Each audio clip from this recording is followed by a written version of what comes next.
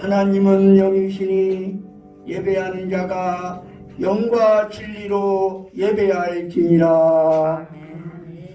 거룩하신 아버지 하나님, 오늘도 주의 백성들이 이 자리에 나왔습니다. 우리 가운데 좌정하시어 우리의 예배를 받아 주시옵소서. 우리가 지난 한 주간 세상을 살아오면서 지은 모든 죄악들을 예수님의 보혈로 정결하게 씻어 주시옵소서. 오늘도 주의 말씀과 주의 성령으로 말미암아 우리를 새롭게 하시고 새 힘을 부어 주시옵소서. 우리가 드리는 찬양과 예물을 받아주시고 우리의 몸과 마음과 뜻과 정성을 드리오니 흠양하여 주시옵소서. 예수 그리스도의 이름으로 기원하옵나이다. 아멘.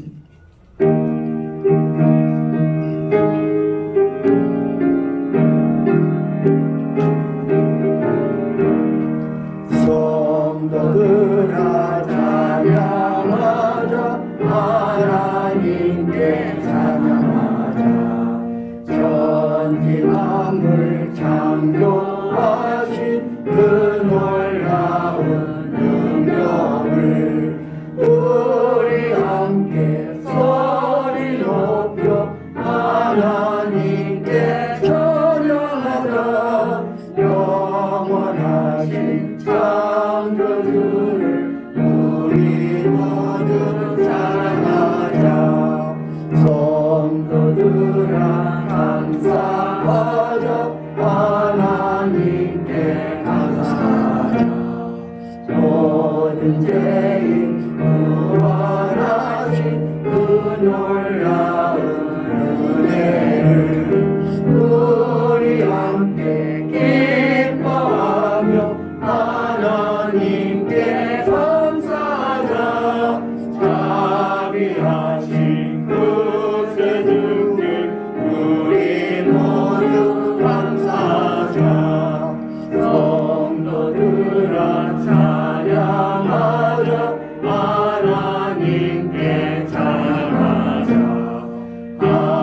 하늘나라 영화로운 그 놀라운 영광을 우리 함께 큰 소리로 하나님께 찬양하자. 정금 영광 찬란함을 우리 모두 찬양하자.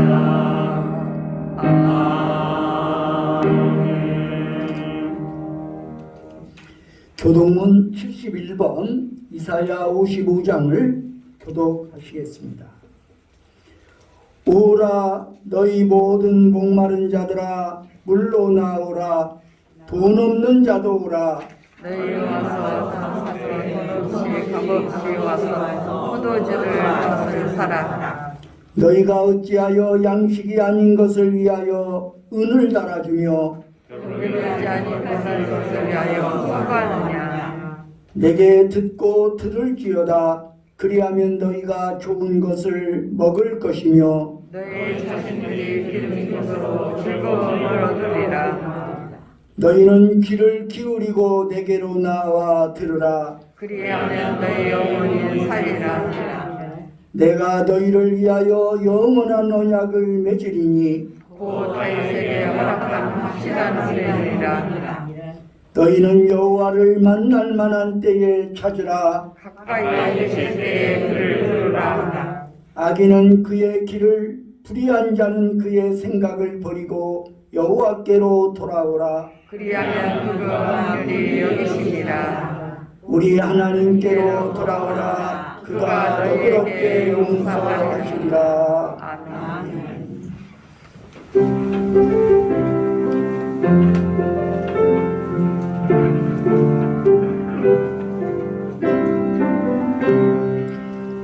구주께서 부르되 오늘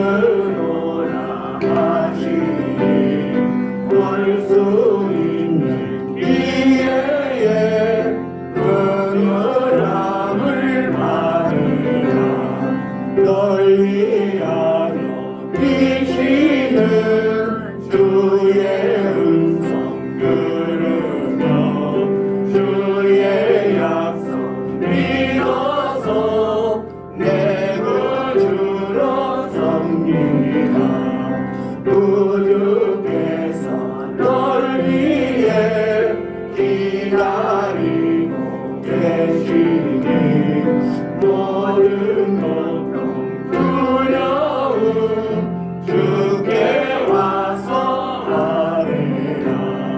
풍성하신 그 은혜 자비로운 그 사랑 회개하고 주께 와 간구하여 오르라.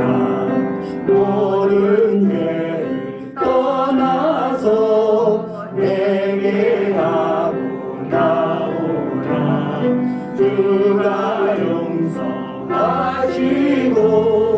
너를 영접하시니 눈보다도 더 이게 너희의 마음을 씻어서 내 마음의 천국이 임하도록 하리라. 지체 말고 주께로 어서 밖에 나오라. 예비하신 구원을 지금 받을 은혜라. 좋은 길에 놓치고 슬픈 후에 말지니 지금 문을 두드려 구원함을 받으라.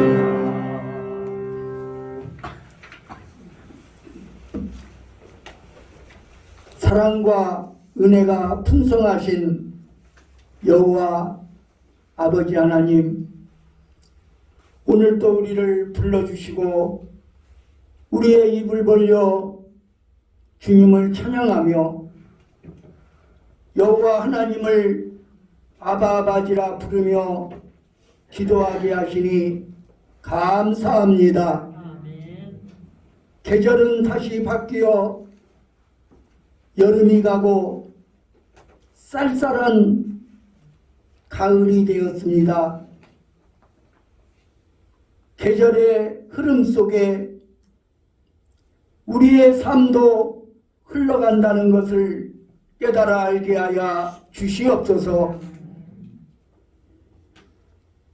추수의 계절 가을이 지나가면 겨울이 오는 것처럼 우리 인생에도 언젠가는 떠나야 할 겨울이 다가오고 있습니다.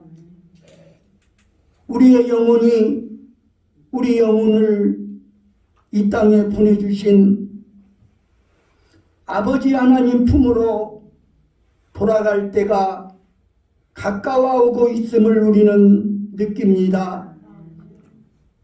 오 사랑의 주님, 지금은 아직도 우리에게 기회의 문이 열려 있음을 우리는 너무나 잘 알고 있습니다. 보라, 지금은 은혜 받을 만한 때요, 보라 지금은 구원의 날이로다고 말씀했습니다. 아멘. 아버지 하나님, 우리의 생명이 있을 때, 우리가 아직 육체 가운데 살아갈 때에는 회개할 기회가 있고 구원받을 기회가 있으며 나아가서 영혼을 건져낼 수 있는 기회의 문이 아직도 열려 있음을 우리는 믿습니다. 이 기회가 지나가기 전에 우리는 이 기회를 활용하여 영원한 나라를 준비하게 하여 주시옵소서. 회개함으로 우리 주님의 마음에 합한 삶을 살아가게 하여 주시옵소서. 성령 충만하게 하여 주시옵소서. 그리하여 이제 죄악에 물들어 살던 옛생활과 옛습관을 과감히 버리게 하여 주시옵소서. 육신의 정욕을 우상처럼 섬겨왔던 저희들입니다. 무엇을 먹을까, 입을까, 마실까? 이 땅에서 어떻게 하면 더 누리고 더 쾌락을 즐길까? 이러한 데 우리의 관심을 두고 살아왔던 우리의 지난 날들을 청산해버리게 하여 주시옵소서. 회개의 영으로 역사하셔서 이제 구원받은 하나님의 자녀답게 살아가게 하여 주시옵소서. 이전 것은 지나갔으니 보라 새 것이 되었다고 하였습니다. 믿음의 등잔에 성령의 기름을 채우게 하여 주옵소서. 성령 충만한 삶을 삶으로 슬기로운 다섯 처녀와 같이 신랑 되신 예수님을 맞이할 준비할 수 있는 우리 모두가 되게 하여 주시옵소서. 그리하여 주님께서 우리의 영혼을 도로 찾으실 때 아멘하며 할렐루야를 외치며 우리 주님 앞에 앉을 수 있는 우리 모두가 되게 하여 주시옵소서.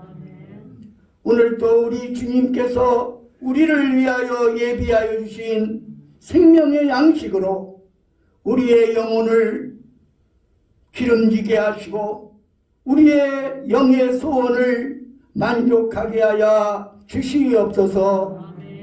예수 그리스도의 이름으로 간절히 기도드리옵나이다. 아멘. 우리의 기도를 응답해 주시는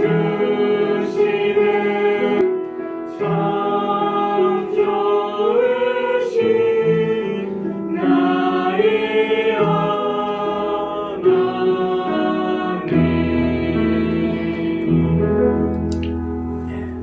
저를 따라하시기 바랍니다. 샬롬. 주님의 평화가 충만하시기를 바랍니다. 할렐루야. 오늘은 창조절 6째 주일입니다. 코로나19 사태로 인하여 교회에 나오지 못하는 성도들이 돌아와 우리와 함께 예배드릴 수 있도록 기도해 주시기 바랍니다. 2021 다니엘 기도회를 위해서도 기도로 준비하여 주시기 바랍니다. 오늘은 이선자 집사님 나와서 하나님의 말씀을 봉독하여 드리겠습니다.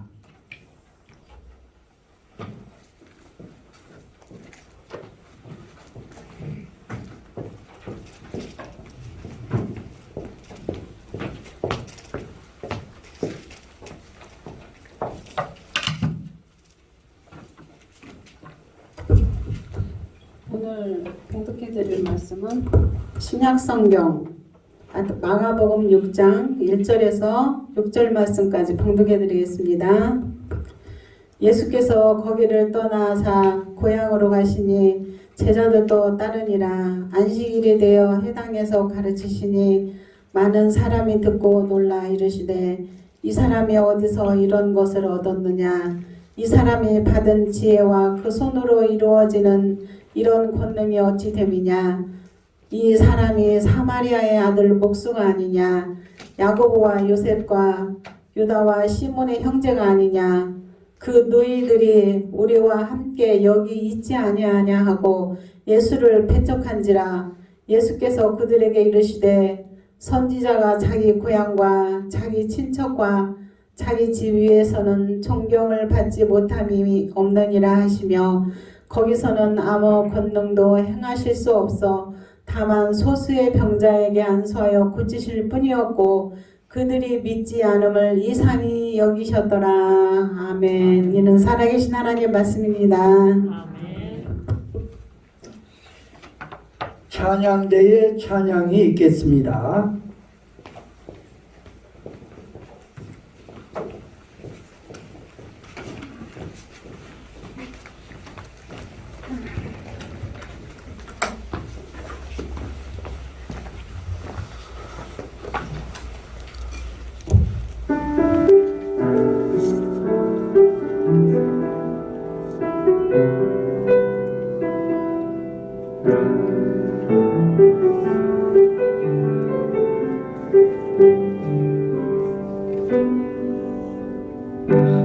주께서 주신 모든 시간 헛된 것 없네.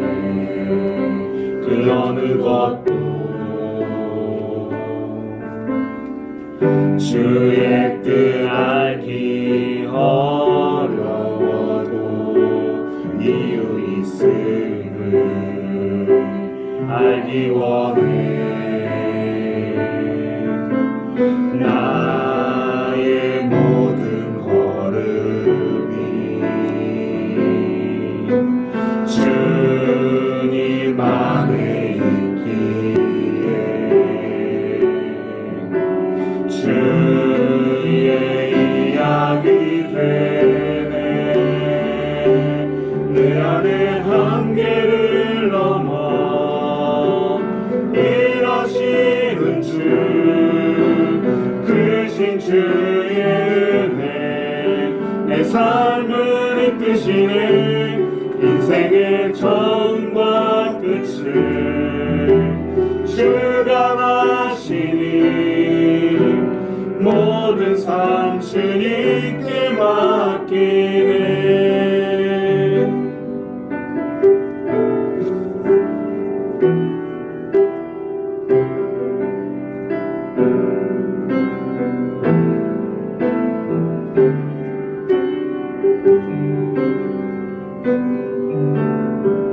주께서 주신 모든 시간 헛된 것 없네. 그 어느 것도 주의 뜻 알기 어려워도 이유 있음을 알기 원해. 나의 모든 걸음이 주님 안에 있기에 주의 이야기 되네. 내 안에 한계를 넘어 일하시는 주 크신 주의 은혜 내 삶을 이끄시네. 인생의 처음과 끝을 주가 하시니 모든 삶 주님께 맡기네. 내 안에 한계를 넘어 일하시는 주 크신 주의 은혜 내 삶을 이끄시네. 인생의 처음과 끝을 주가 하시니 모든 삶 주님께 맡기네. 내 안에 한계를 넘어 일하시는 주 크신 주의 은혜 내 삶을 이끄시네. 인생의 처음과 끝을 주가 하시니 모든 삶 주님께 맡기네.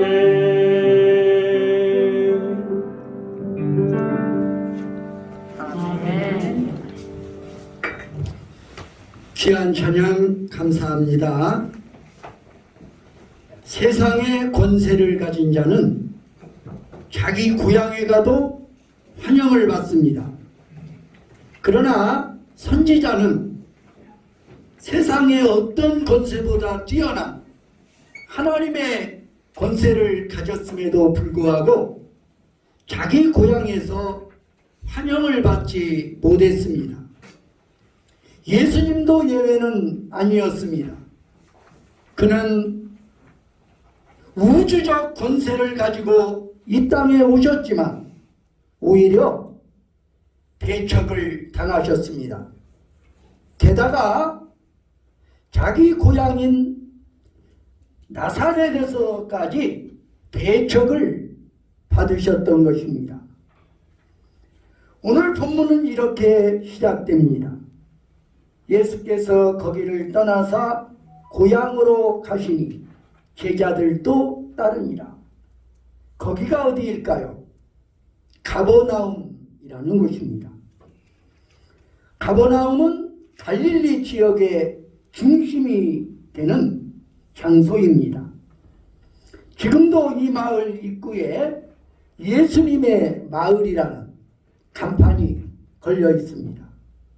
카파르나움 타운 오브 지저스, 예수님의 마을이라는 간판이 마을 입구에 걸려 있는 것입니다. 예수님은 이 가버나움에서 아주 놀라운 일들을 많이 행하셨습니다. 수많은 사람들이 예수님을 보기 위해 몰려들었습니다. 예수님은 이 가버나움의 영웅이며 스타이셨습니다. 그런데 갑자기 예수님은 고향 생각이 났습니다. 예수님은 쉬고 싶으셨는지도 모릅니다. 아니 어쩌면 가버나움에서 놀라운 기적과 능력을 행하신 후에 그 일들을 고향 사람들과도 나누고 싶어 했는지도 모릅니다. 어쨌든 주님은 고향으로 가고 싶어 하셨습니다. 예수님의 출생지는 베들레헴입니다. 그런데 우리는 베들레헴 예수라 말하지 않고 나사렛 예수라고 그분을 그렇게 부릅니다. 왜 그렇습니까? 예수님의 아버지 요셉이 호적 때문에 베들레헴에 내려가서 그곳에서 예수님이 출생하셨지만 자라나기는 갈릴리 나사렛에서 자라나셨던 것입니다. 나사렛과 가버나움은 거리가 멀지 않은 곳입니다. 30분 거리 정도 이런 가까운 장소에 가버나움이 있고 또 나사렛이 있었던 것입니다. 가버나움에서 환영을 받으시고 기적을 행하셨던 주님이 이제 고향 나사렛으로 오십니다. 예수께서 거기를 떠나서 고향으로 가시니 제자들도 따릅니다. 그 당시 유대 랍비들은 길을 갈 때에 혼자 가지 아니하고 제자들을 거느리고 다녔습니다. 예수님도 공생애를 시작하시면서 제자들을 부르셨습니다. 랍비가 되신 예수님이 메시아이심을 나타내기 위해서였을까요? 어쨌든 제자들을 데리고 고향 나사렛에 오셨습니다. 어떤 일이 일어나셨을까요? 그런데 가버나움에서 그 놀라운 환영을 받으시고 사람들의 관심의 초점이 되신 예수님이 고향에 와서는 싸늘한 냉대를 받으십니다. 이때 예수님이 남기신 명언 하나가 있습니다. 선지자는 고향에서 대접을 받지 못한다. 중요한 것은 예수님은 나사렛 땅에서는 아무런 기적도 행하지 않으셨다는 것입니다. 본문 6장 5절을 보면 거기서는 아무 권능도 행할 수 없어 다만 소수의 병자에게 안수하여 고치실 뿐이었고, 그러니까 나사렛에 살고 있던 사람들은 주님의 구원과 영광을 목격하지도 못했고 주님의 위대한 능력을 체험할 기회를 잃어버렸습니다. 주님이 오셨음에도 불구하고 주님을 통해서 나타나야 할 은혜와 사랑과 기적의 기회를 상실하고 말았습니다. 여러분 혹시 이와 비슷한 비극이 오늘 나에게 일어나고 있는 것은 아닐까요? 내 곁에 성도는 은혜를 받고 삶이 변합니다. 예수님을 믿고 하나님의 살아계심을 체험합니다. 하나님의 사랑과 능력을 경험합니다. 그런데 나에게는 기도응답의 표적도 없고 하나님의 살아계심의 능력이 일어나지 않는다면 본문에서 그 해답을 찾아보아야 할 것입니다. 예수님이 나사렛에서 기적을 행하시지 않은 이유를 주목해 보셔야만 할 것입니다. 첫째로 나사렛 사람들은 호기심 그 이상을 추구하지 못했기 때문입니다. 다시 말하면 그들이 진리를 찾는 일에 있어서 그들의 구도의 수준이 호기심 차원을 벗어나지 못했다는 것입니다. 우리 함께 2절 말씀을 읽어보도록 하겠습니다. 시작. 안식이 되어 회당에서 가르치니 많은 사람이 듣고 놀라워 이르되 이 사람이 어디서 이런 것을 얻었느냐. 이 사람이 현실과 손으로 이루어지는 일을 건조하고 하는 것이냐. 자, 여기까지만 읽으면 나사렛 마을 사람들이 예수님에게 관심이 있었습니다. 대단한 관심을 보였습니다. 그리고 상당히 놀랐습니다. 도대체 우리와 함께 자랐던 저 예수는 도대체 어디서 이런 지혜를 얻었을까? 그리고 가버나움에서 많은 기적을 행하였다고 하는데 그 권능의 출처가 어디일까? 그들의 마음속에서 의문이 생겼습니다. 그것은 어쩌면 진지한 호기심일 수 있습니다. 진지한 호기심은 우리에게 생산적 결과를 가져오기도 합니다. 그러나 어떤 사람에게는 호기심이 파괴적인 결과를 가져올 수도 있습니다. 불행한 것은 나사렛 사람들은 예수님께 대해서 생겼던 그 호기심을 생산적 결론으로 유도하지 못했습니다. 이것이 나사렛 땅의 비극입니다. 불행한 사실은 우리 중에도 호기심이라는 수준을 넘어서지 못하는 자가 있다는 것입니다. 예수님을 깊이 알고 싶고 성령도 체험하고 싶고 기도응답도 받고 싶고 신비한 성령의 은사도 받아보고 싶습니다. 그러나 이 호기심을 구체적인 탐구의 단계로 연결시키지 못한다는데 문제가 있는 것입니다. 별다른 일이 내 삶 속에 일어나지 않는 것 같습니다. 그러던 어느 날 왔다 갔다 하는 일을 관두고 아예 어둠 속으로 떠나가 버리는, 다시 세상 속으로 돌아가 버리는 불행한 사람들이 많이 있습니다. 교회에 출입한 과거는 있지만 하나님의 능력은 모릅니다. 하나님의 구원을 체험한 일이 전혀 없습니다. 예수 그리스도를 만나는 경험을 하지 못한 것입니다. 그래서 나사렛 땅의 비극은 현재의 거리에서 여전히 재현되고 있는 것입니다. 예수님이 나사렛에서 기적을 행하시지 않은 이유, 그들은 호기심 그 이상을 추구하지 못했기 때문입니다. 둘째로 나사렛 사람들은 편견을 극복하지 못했기 때문입니다. 3절의 말씀을 합독하십니다. 시작. 이 사람이 나의 아들 수가 아니냐. 야고보와 요셉과 루아와 시몬의 형제가 아니냐. 그 이들이 우리와 함께 여기지 아니하냐. 그 하늘의 예수를 대적한지라. 아멘. 나사렛 사람들이 해당에서 예수님의 말씀을 듣고 어떤 반응을 보였습니까? 처음에는 호기심이 있었습니다. 그러나 이내 이렇게 말하고 있습니다. 이 사람이 마리아의 아들이 아니냐? 왜 그랬을까요?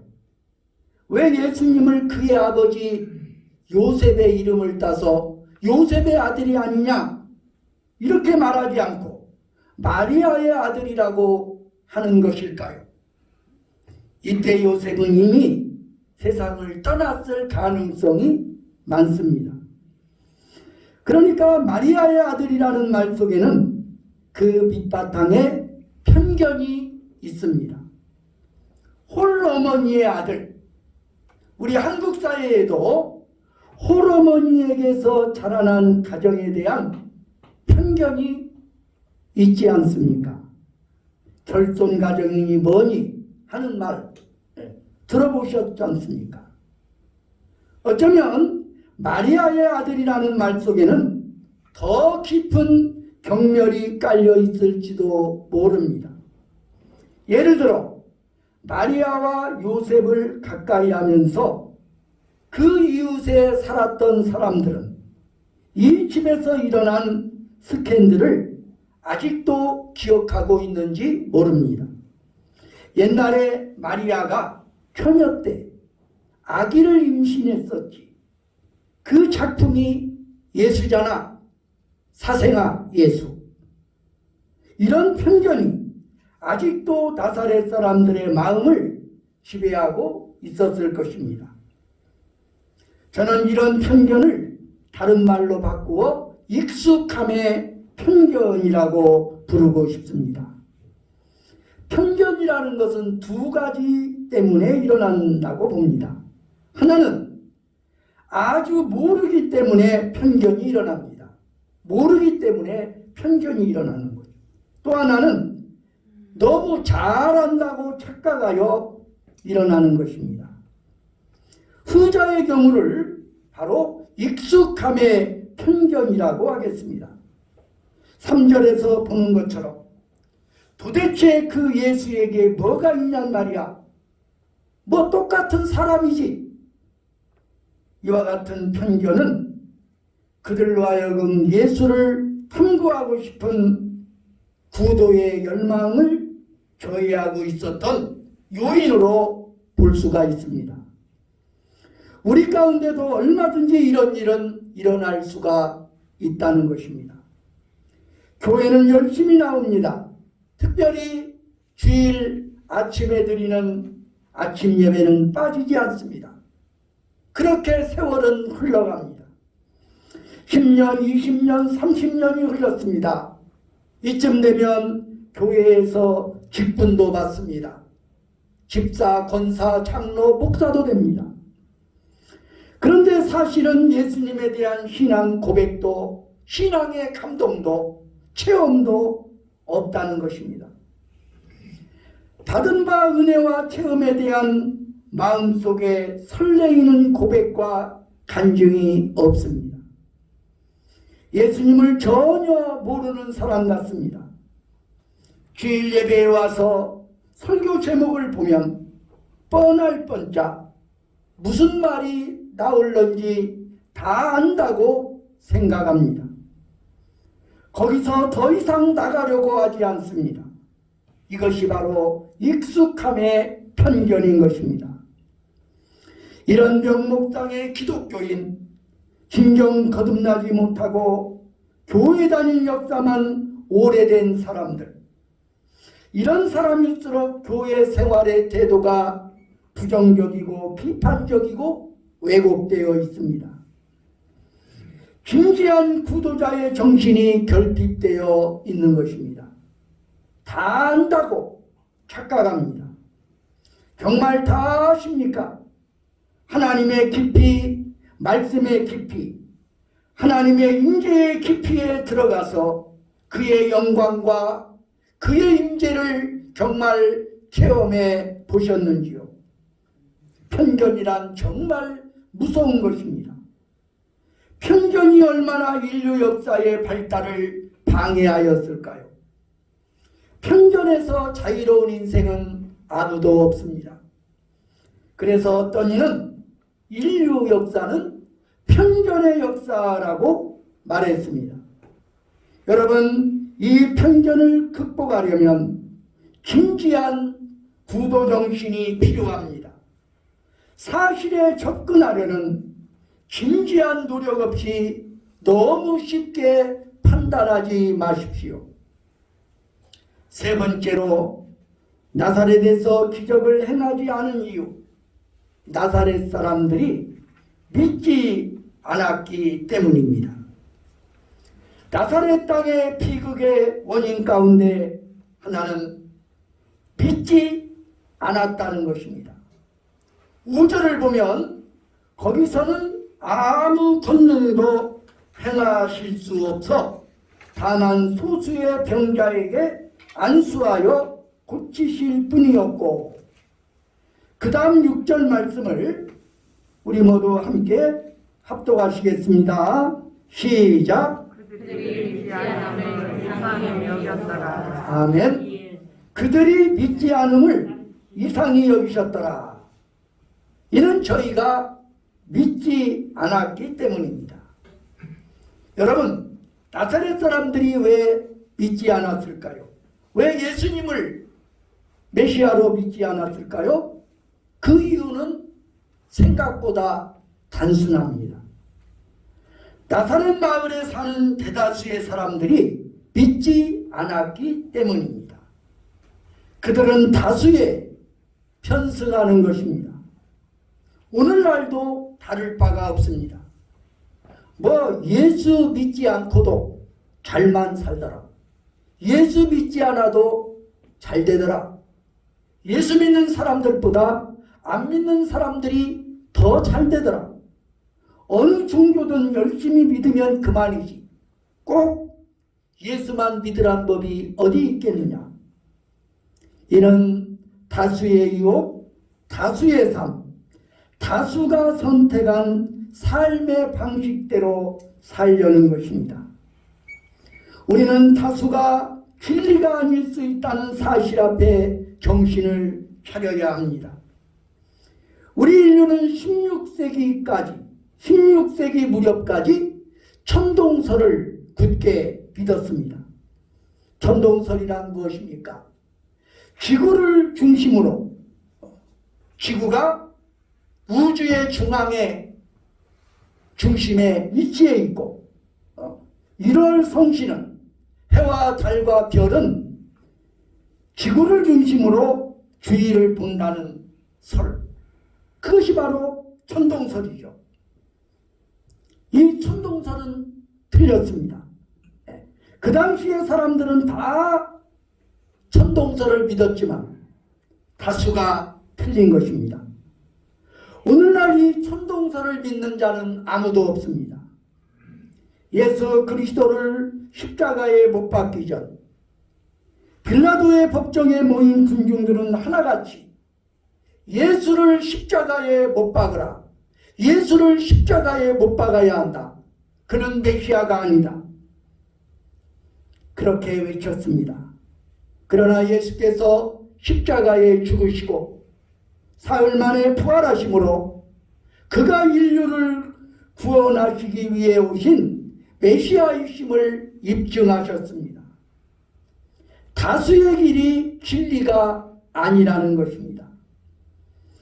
다수의 길이 진리가 아닐 수 있다는 이 엄연한 사실, 어쩌면 그것이 영원한 생명을 좌우할 수 있다는 심각성을 아셨던 주님은 산상수훈에서 이런 말씀을 하십니다.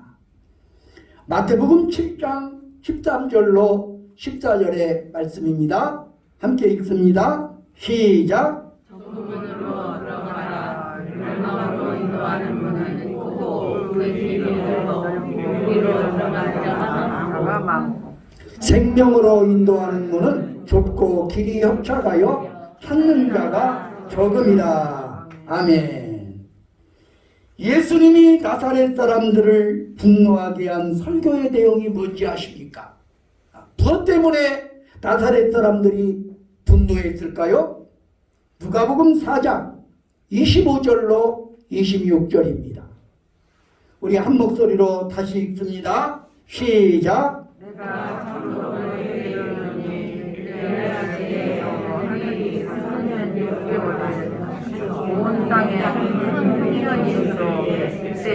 이스라엘에 많은 가수가 있었대. 엘리야가 그중 한 사람에게도 보내심을 받지 않고 오직 시돈 땅에 있는 사렙다의 한 과부에게 뿐이었으며. 아멘. 엘리야 시대에 수많은 과부들이 이스라엘 땅에도 있었지만 하나님은 엘리야를 그들에게 보내시지 않고 시돈 땅에 있는 사렙다의 한 과부에게 보내셨다는 것입니다. 과연 그 이유가 무엇입니까? 선지자가 그의 집에 찾아왔을 때 이 과부는 자기도 먹고 살기 힘든데도 하나님의 사람을 대접했습니다.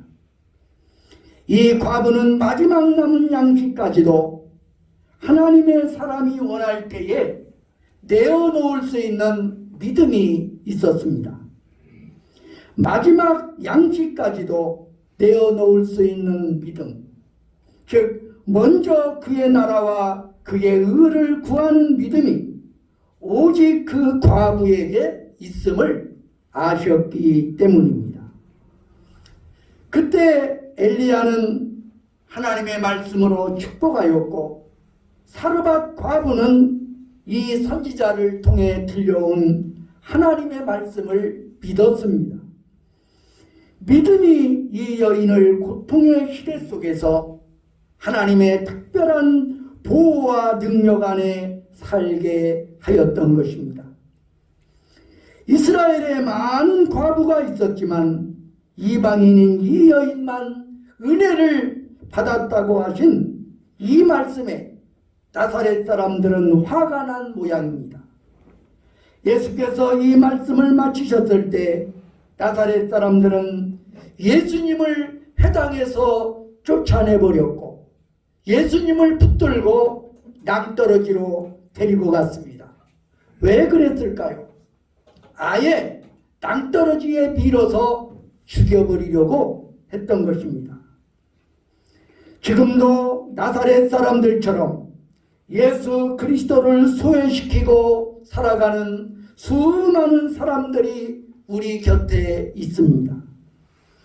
그러나 이런 불신앙의 세속 사회 속에서도 예수를 영접하고 믿는 자는 하나님의 자녀가 될 것입니다. 은혜를 받을 것입니다. 기적을 체험할 것입니다. 여러분, 이 기적을 체험하는 소수에 속하시겠습니까?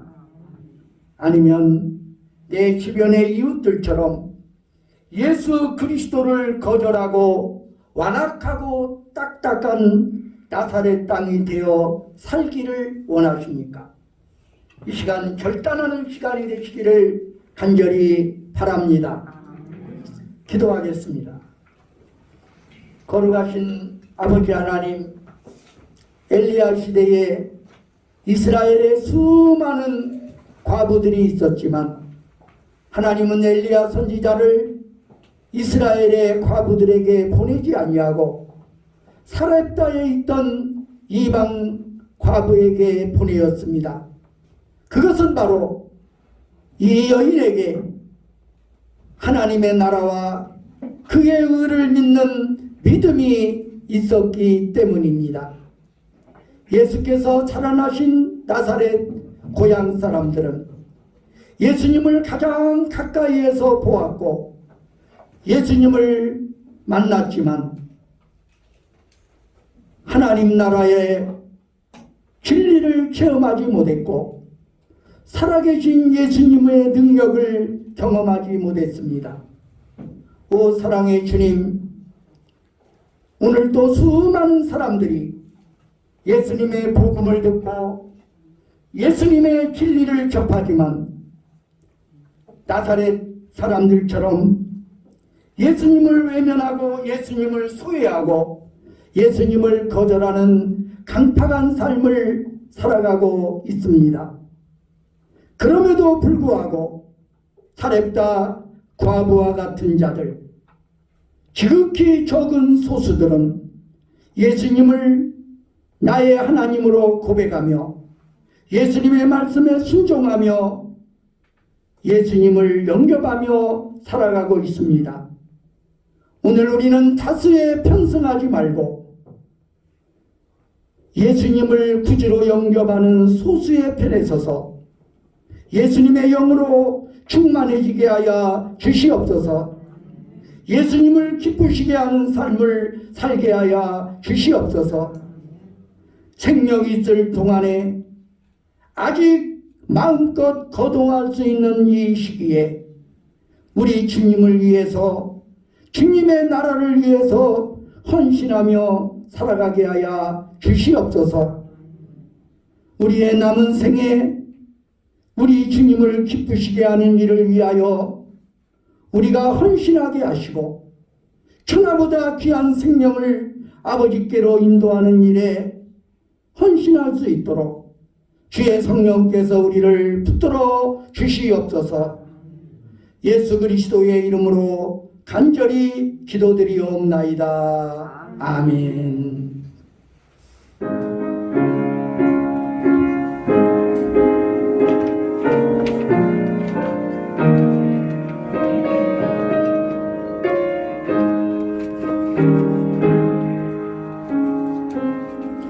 너의 마음에 슬픔이 가득할 때 주가 위로해 주시리라.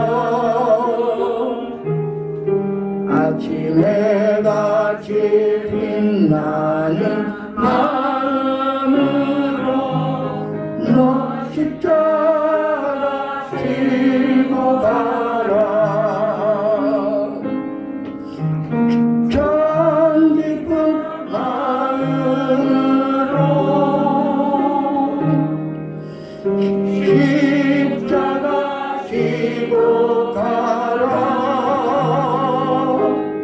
내가 기쁘게 십자가 지고 가면 슬픈 마음이 일어났네. 때를 따라서 주시는 은혜로서 가난 심령에 힘을 얻고 주가 언약한 말씀을 기억하고 너 십자가 지고 가라. 참 기쁜 마음으로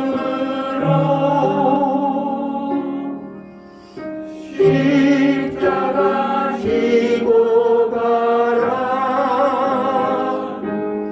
내가 기쁘게 십자가 지고 가면 슬픈 마음이 잃어갔네. 내가 맡은 일 성실히 행할 때에 주님 앞에서 상 받으리. 주가 베푸신 은혜를 감사하며 너 십자가 지고 가라. 참 기쁜 마음으로 십자가 지고 가라. 내가 기쁘게 십자가 지고 가면 슬픈 마음이 잃어갔네.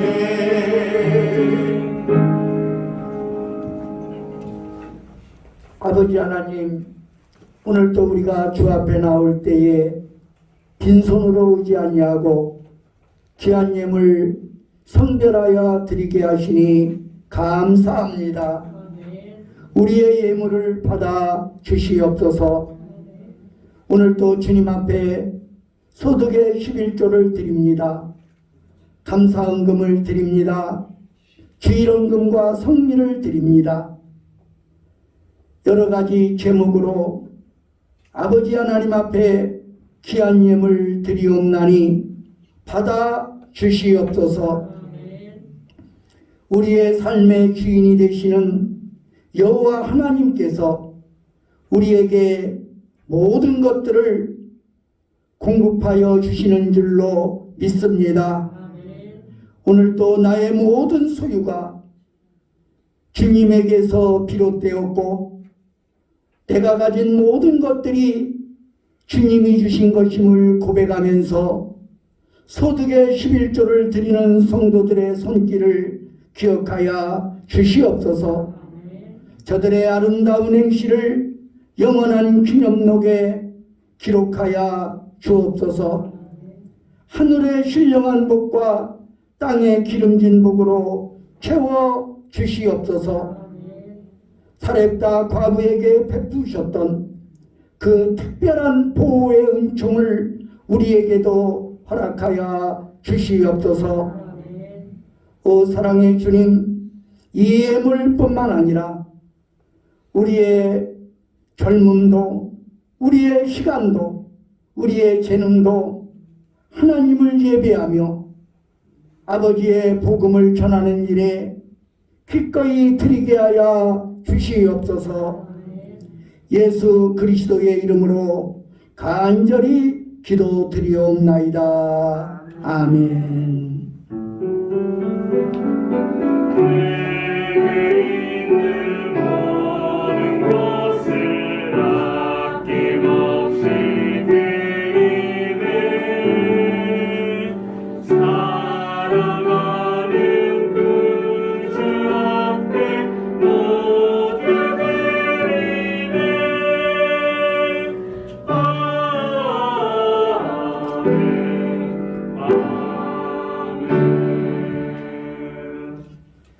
자리에서 일어나셔서 주기도문송을 함께 부르시겠습니다.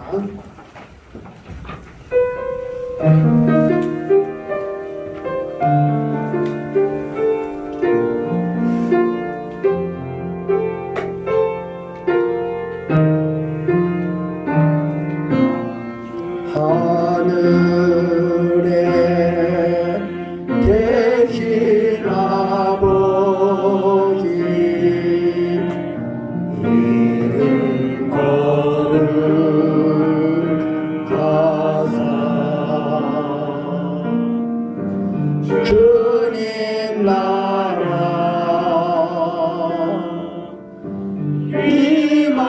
임하시고 뜻이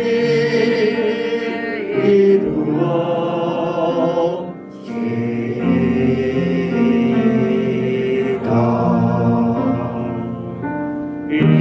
일용할 양식 주시고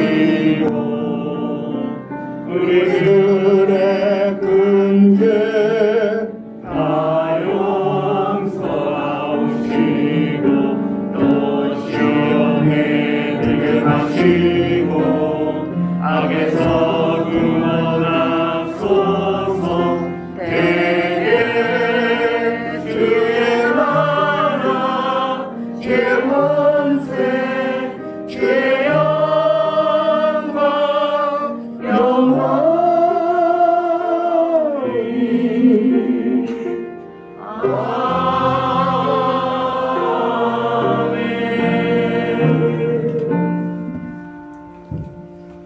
예수님을 구주로 영접하는 자는 하나님의 자녀가 된다고 약속하셨습니다.